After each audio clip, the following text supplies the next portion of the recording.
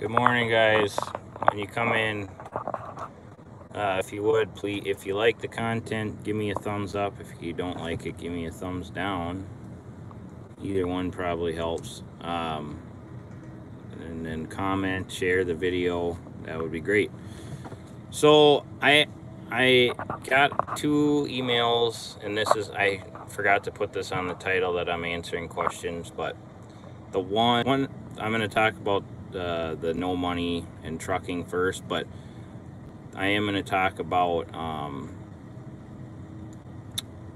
what to look for on an end dump when you're purchasing one, because I got a long email on kind of going off of more questions off of watching the video about the specs on the trailer. So I was on the spec of an end dump of what, if you can't answer that question, but I can give you an idea. So I can of questions to ask so you can figure it out. Morning, JNR. All right, good.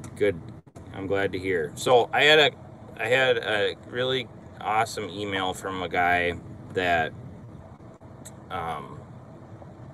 just had an email that was articulated so well with all the different ideas that he had, and really knew the ins and outs of trucking like tremendously well. So, and I'm thinking to myself, and I told him, I said, you're more capable than I am. I'm thinking I couldn't write an email like this. It's just weird, that. But anyways, he's really got it going on as far as the thought process going into trucking and stuff like that.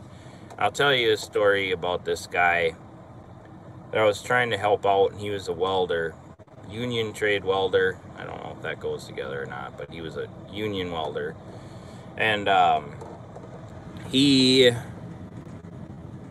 was looking at me like I was, he had a job, and then I had my trucking business, and he's thinking that I do so well, which I do, but the idea of it is that he didn't have his money right.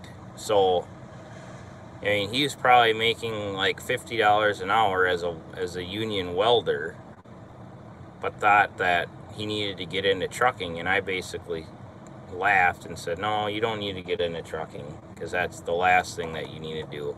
If you don't have any money and you make $50 an hour, you don't need to get into trucking. So, and that's kind of that story is kind of what I want to talk about. Now, if I didn't have any money, like basically if I lost it all and I was going to start a trucking company, because I know what I'm doing, because I know how to manage my money, I could start one for very little bit amount of money, because I already have the contacts or whatever.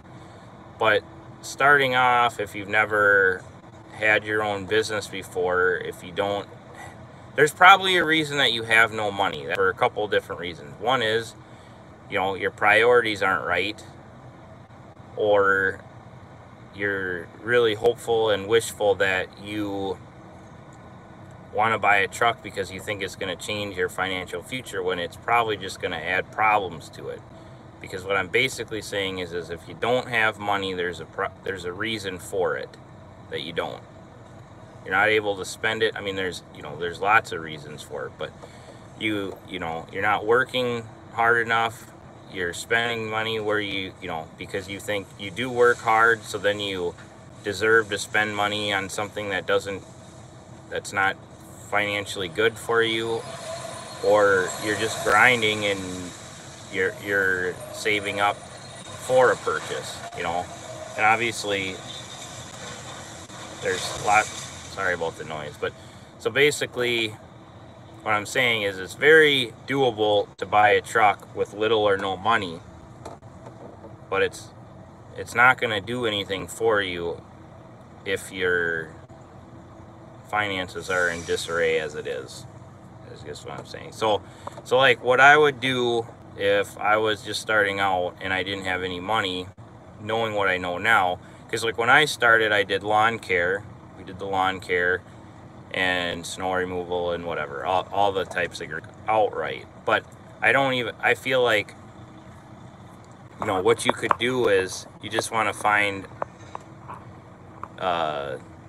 I mean, you could really start it with no money by just, if you had a credit card, you could do that. And there's enough money in it where you could just work your butt off and start with a truck, find somebody to pull their trailer until you can afford to buy your own trailer. You just kind of work your way up. And then another thing that you could do as well is you could I'm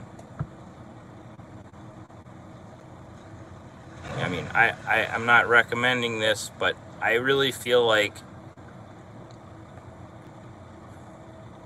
if you understand that you're not going to make any money with a lease purchase, you're paying your dues, I mean, you could go that route. And what I mean by that is, I worked with this car hauler guy, and he had a 9-car rack.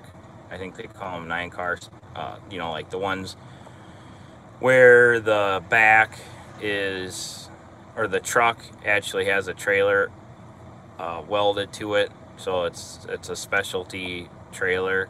And he bought it as a lease purchase through a company, and then basically, which most of the time happens with these situations, is he let the truck go back, and then he stayed working for the same company, but then he had uses his own authority, and then he has a 4-car now, like a Kaufman 4-car, and he just uses like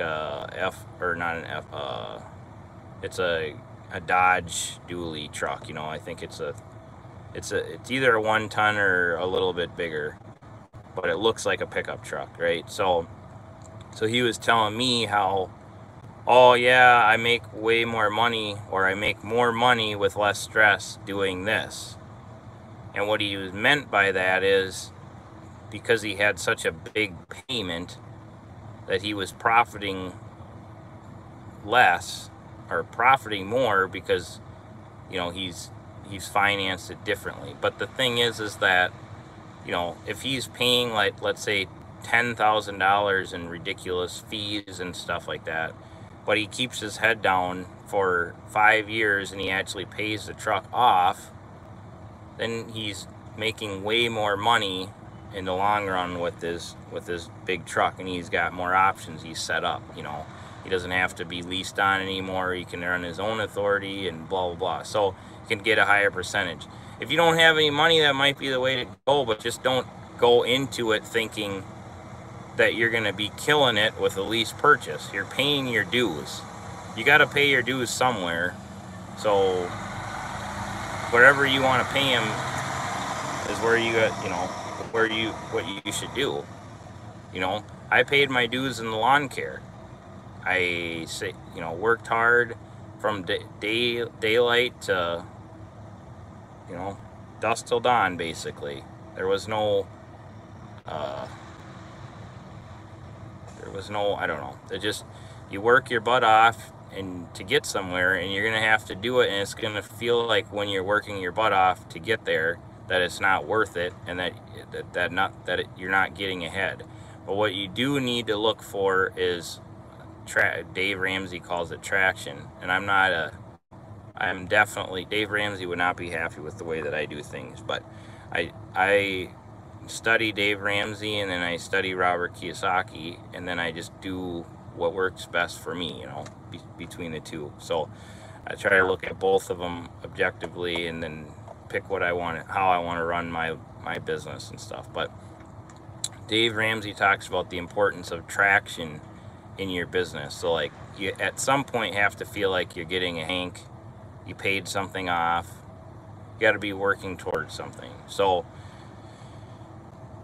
I don't have any experience with a lease purchase because I did mine through lawn care and not a lease purchase. But I really feel like as long as it's a legit situation and you understand that you got to keep your head down and just grind for maybe 3 to 4 years, pay the thing off. And once you do that, and you now have, it's not paying it off is what's important. It's they're willing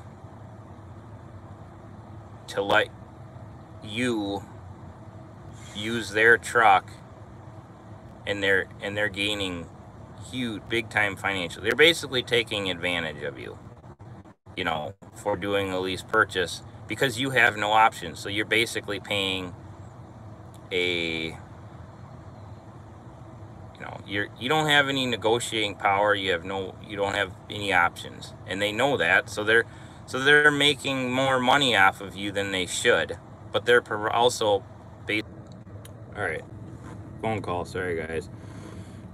So I guess that's how I would do it. I would lease onto somebody, and I would just work really hard and know that it would pay off in the end, as long as you got the truck in the end. And you're gonna have expenses, and you're gonna have maintenance, and the truck's gonna break down, and you're gonna pay for it, and it's gonna feel like you're making no money. But at the end of it, it's a tool, and your profit is being sucked out of the deal because you're paying a high percentage just for your jobs. You don't have a trailer, so you're paying for a high percentage there. You're paying, you can't go and traditionally get a loan the traditional way, so you're paying just everything stacked against you. Lots of, so that's one way you could do it. Another way is, it just depends on what no money is, but really, there's plenty of trucks that I would take, over the road for $20,000 and $30,000. Now, so let's just say a $30,000 truck. Let's say a $40,000 truck. If you go to a bank and you can do this, which I'm assuming, it just depends on what level of no money you have, because you're only going to have to come up with 20% at the most for a $40,000 truck. So 20% of $40,000 is only $8,000. So if you have $8,000, which if you had $8,000, you put it down on the truck, please don't buy the truck and then figure out where or what you're going to do. You need to have something lined up by the time you've purchased the truck. You need a truck that you can turn the key and go, not that you need to fix up. You don't need to get a deal on a truck that you have to fix up, because now you're fixing up a truck with an employee money. You need to use the truck to pay for expenses. So it doesn't work well the other way. So anyways, and then you have a credit card. You need a line of credit so that if something bad happens, like 10 grand, where you can keep on rolling, basically, is what I would recommend. If I was, I would have no problem starting over and I wanted to buy a truck, for put 10 to 20% down, 20% down, you're at 8,000 on a $40,000 truck, and then just have like $10,000 on a line of credit, so that it just makes sure that a saying that one of my friends always used to say is, and I've said it before, but they say this about farmers and truckers, if the truck driver won the lottery again, he trucked till he ran out of money again, or something like that. So, which is basically just saying, sometimes you gotta spend your way out of a problem, and if you run out of money, you could have a good business, but you could run out of money before you get to the other end of it.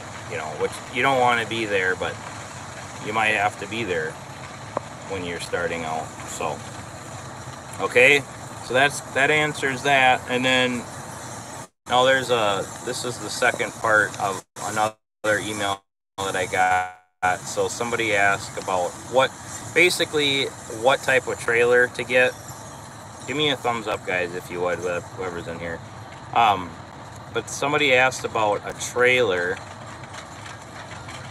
what type to get, and I think they're in Atlanta. So it just depends on who you're thinking about working for. Like if and what type of work you're planning on doing. I'm doing you know, I guess it's hard to say, because for me, I can do most everything that I'm doing, I can do with a 34-foot frameless or frame trailer. And that's the shortest trailer that you can have if you have a 3 axles. If you have 4 axles, you can have a 28-foot trailer in the state of Minnesota and gross 80,000. But a triaxle is the most universal, because you can do a construction job with a frame type. You know, not every construction job. I'm just saying more. You can deliver like lime to a field. You can deliver fertilizer, as long as it has the little chute on the back. You can plant haul with it. You can, you know, haul mulch with it. It's big enough.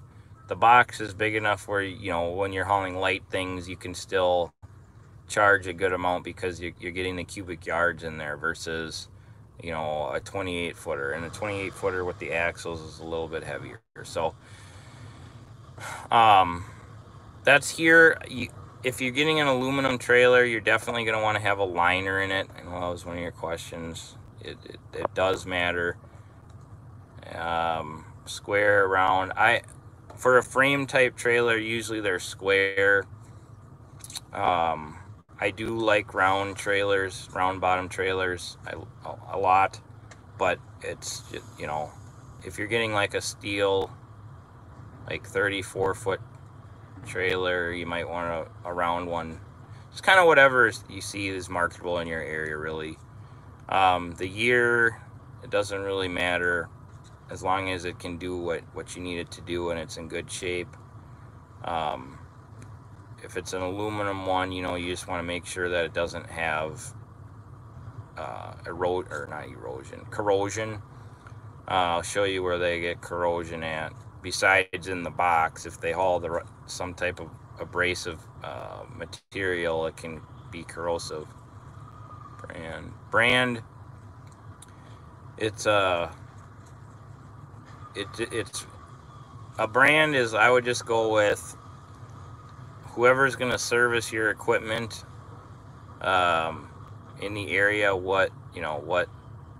Whatever brand they sell is what I would go with. You know, wherever you can get parts for that particular trailer that you're looking to get easily in your area without it being a bigger pain than it already is.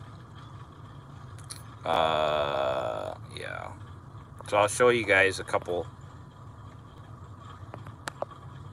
areas that I look for on the trailers. I'm gonna look kind of goofy here, but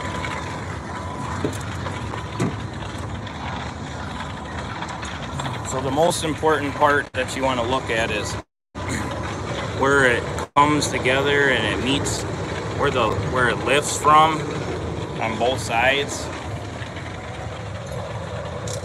And then down here, that's where you want it to, where it connects, basically where the cylinder connects to the frame. On this one it's open, but a lot of them it's like a box type. So on the box type, the cylinder's inside, you know, but you just want to make sure that it's not cracked there. And then on aluminum end dumps, the frame, another thing is if you get an aluminum end dump, framed end dump, you would really want to get a aluminum frame. They're lighter and whatever. So anyways, on a lot of trailers, this will be aluminum right here, and then these will be steel, and aluminum and steel don't go good together. So what you want to do is right here, this gets all corroded, and you want to make sure that it's not all corroded, basically. And then where the airbags connect to the frame right here, well, this one, isn't right there. Where is it? Connect. I guess so. Right here, it connects to this piece, and then on the other side,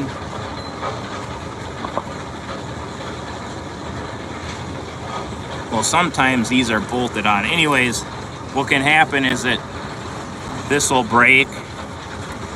This will break and it'll rip off, and then the frames can crack.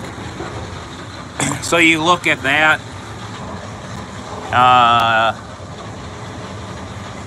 That's pretty much it. I mean, you just kind of look around.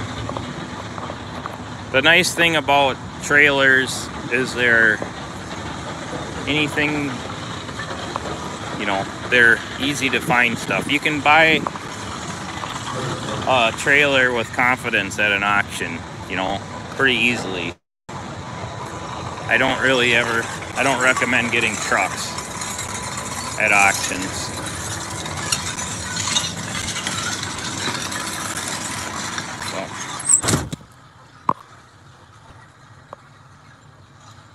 Alright, let's see here. Good morning. I'm picking up my first truck next Friday. I plan on leasing onto a company to run dry van to start. My only problem is I have 10 months experience. Any ideas of companies that will take me? And what's going on, Dirt Broke? Good to see you. Yeah, basically, somebody will take you, you know, I don't know. I guess I would have figured that out before I bought the truck, but at this point, no, you know, someone's gonna take you. I wouldn't be worried about that. You just have to figure it out. Ask around, networking, doing what you're doing now. What area are you in? Maybe somebody on here knows of somebody.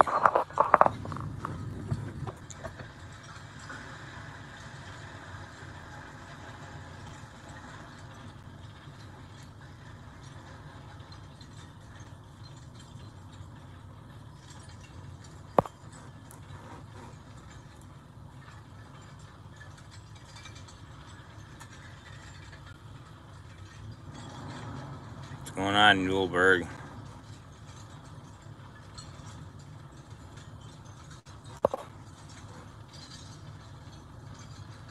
Ohio.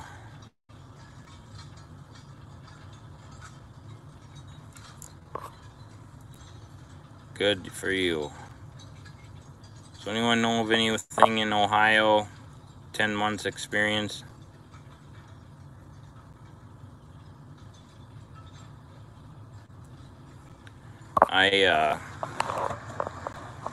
I know that there's stuff out there for you. Are you doing over the road then, or regional, or home every night?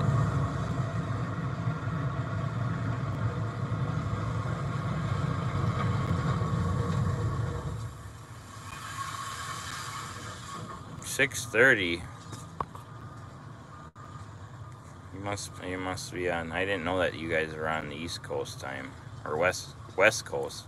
Holy buckets! You need to go to bed, man.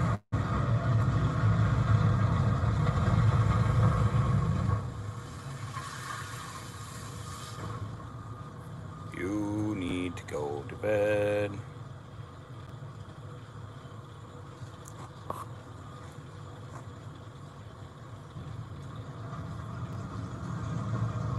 Newberg, would you give me a thumbs up? I only have one thumbs up here.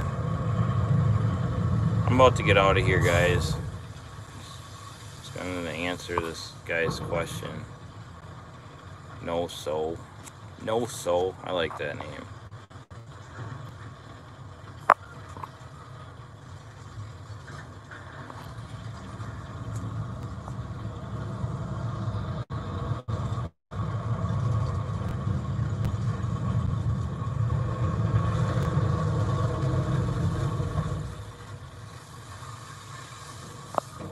Yeah.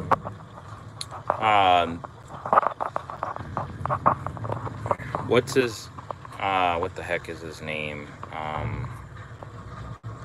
Brotherman Trucking just posted a thing that JB Hunt is looking for power only trucks. I don't know if you follow him or you know him, but it's Brother Man Trucking, and they're paying $2 a round trip mile right now. So I feel like that's pretty good money, especially for power only. Yeah, it's on his. He just posted it yesterday on his. What the heck page is that called? The community page. But you know what? You're gonna have to have your own authority to do that. I just thought of that. I don't know. There's so many companies that would take you on. You'll be fine. You'll be golden. But if you could find somebody that you know, that would be the best.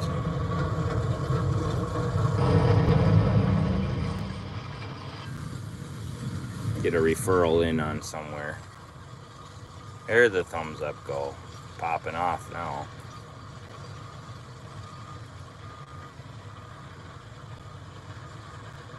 Another thing just to think about too with what you said, sometimes you can chase the money right in your own town, you know. You don't have to go over the road to make huge money, but you do have to know. It's probably starting out the way to go, just because until you get the contacts and stuff.